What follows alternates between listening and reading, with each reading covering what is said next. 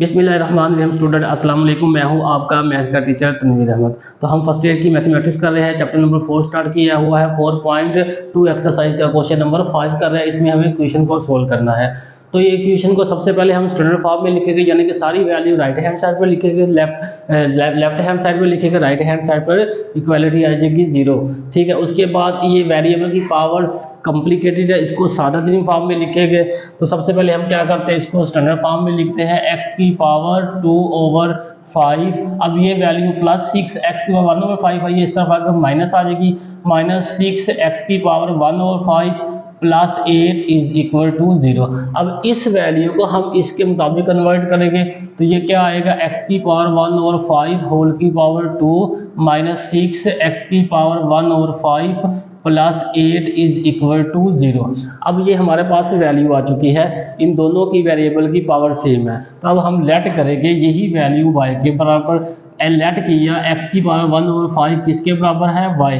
अब जहां जहां x की पावर 1/5 है वहां वहां हम y पुट करेंगे। तो ये y बनेगा, पावर ऊपर 2 है तो ये 2 आ गया, -6y +8 इज इक्वल टू 0। अब ये हमारे पास स्टैंडर्ड फॉर्म में आ गई है। यहाँ पर हम फैक्टराइजेशन का मेथड अप्लाई करेंगे। फैक्टराइजेशन का मेथड अप्लाई करने के लिए क्या होता है, 8 और y की पावर 2 यानी कि कांस्टेंट और y की पावर 2 को मल्टीप्लाई करते हैं, तो ये हमारे पास एक वैल्यू बनती है 8y की पावर 2। और सेकंड जो है -6y क्या आ जाएगा, -6y। अब हमारे पास दो कंडीशनें आ गई है। एक कंडीशन तो है मल्टीप्लिकेशन की, यानी कि दो ऐसे फैक्टर हमें चाहिए कि जिनको मल्टीप्लाई करने से हमारे पास 8y की पावर 2 आए, और उन्हीं दो फैक्टर को प्लस या माइनस, इन दोनों अमल में से कोई सा भी अमल कर सकते हैं, या प्लस होगा या माइनस होगा। प्लस या माइनस करने से हमारे पास कौन सा आंसर आना चाहिए, -6y। अब सबसे छोटे से छोटा टेबल लेते हैं, छोटे से छोटा टेबल है 2। अब हमें देखना है कि 2 को किस से मल्टीप्लाई करेंगे, आंसर 8 आए। तो हमें पता है 2 को हम 4 से मल्टीप्लाई करेंगे तो हमारे पास जो आंसर आएगा वो 8 आएगा। ठीक है, यहाँ भी y लगा देता हूँ, यहाँ भी y, यहाँ y² आ जाएगा। यही कंडीशन सेटिस्फाई होगी। सेकंड कंडीशन लेनी है कि हमें 2 और 4, 2y और 4y, इसका आंसर क्या चाहिए, -6y। अगर मैं इनके साथ माइनस लगा देता हूँ, यहाँ भी माइनस लगा देता हूँ, तो -6y बन गया। सेकंड कंडीशन भी सेटिस्फाई होगी, यहाँ भी मुझे माइनस लगाना पड़ेगा, यहाँ भी, यहाँ +y। तो यानी कि -2 और -4y दो ऐसे फैक्टर है जिनको मल्टीप्लाई करने से हमारी मल्टीप्लाई की कंडीशन यानी कि 8y की पावर 2 सेटिस्फाई होती है, और जिनको प्लस करने से हमारे पास प्लस या माइनस वाली कंडीशन -6y सेटिस्फाई होती है। अब -6y जहां पर होगा उन दोनों की जगह पर -2 और -4 लिखेंगे। ये -6y है, इसकी जगह पर हम क्या लिखेंगे, -2 और -4।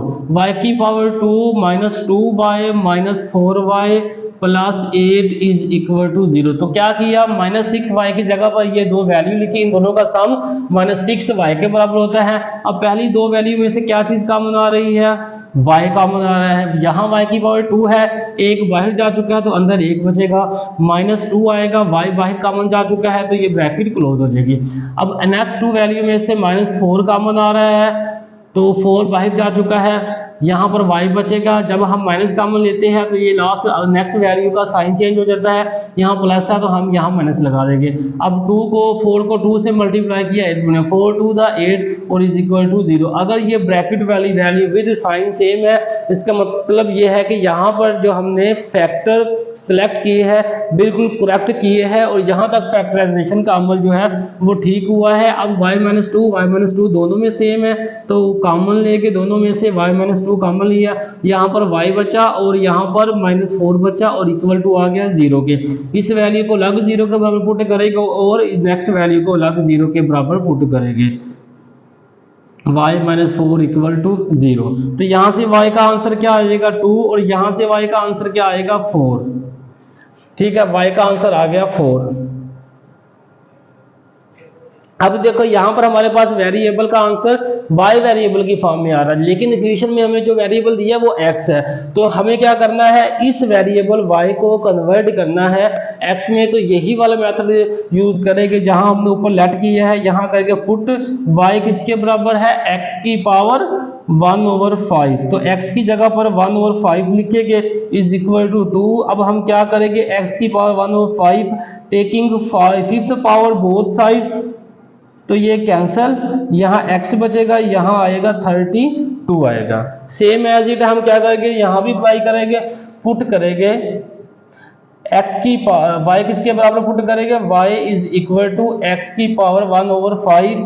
तो y की जगह पर क्या लिखेंगे, 1/, x की पावर 1/5 इज इक्वल टू 4।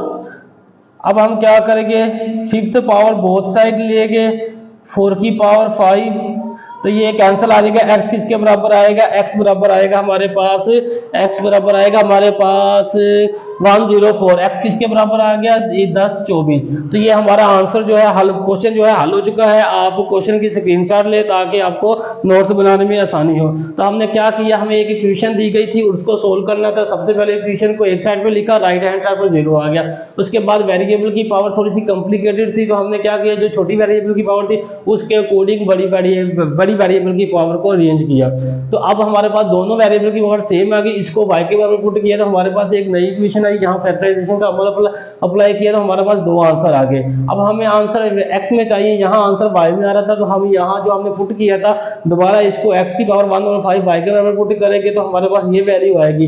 अब यहाँ 5 पावर खत्म करना है, डिवाइड हो रही है, तो हम क्या करेंगे, टेकिंग लेंगे 5 फिफ्थ पावर बोथ साइड, तो ये कैंसिल हो जाएगी, यहाँ x बचेगा, यहाँ 2 की पावर 5 किसके बराबर होती है, 32 के। सेम एज इट यहाँ भी अप्लाई करेंगे, y की जगह पर x की पावर 1/5 लिखेंगे, टेकिंग फिफ्थ पावर लेंगे, ये कैंसिल हो जाएगी, यहाँ x बचेगी, और 4 की पावर 5 किसके बराबर होती है, 10 24।